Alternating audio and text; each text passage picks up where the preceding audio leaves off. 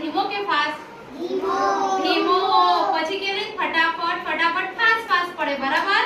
તો હવે આપણે વરસાદ તાલી રમશું. ચલો પહેલા હાથ આમ રાખો, એક આંગળી, બીજા હાથની એક આંગળી, એક હાથે કરો. વરસાદ આવ્યો, ધીમો ધીમો વરસાદ આવ્યો. ચલો બે આંગળી લઈને વરસાદ લાવો, બે આંગળી. વરસાદ થોડો ફાસ્ટ થયો, ત્રણ આંગળી લઈ લો. હજુ વરસાદ ફાસ્ટ થયો, ચોથી આંગળી. અરે વરસાદ ફાસ્ટ થયો. હવે વરસાદ ધીમો થશે ને, તો ધીમે ધીમે ચાર આંગળી લો, ત્રણ આંગળી, બે આંગળી અને એક આંગળી. વરસાદ બંધ થઈ ગયો. બંધ થઈ ગયો ને? હા, તો આને વરસાદ તાલી કહેવાય. શું કહેવાય?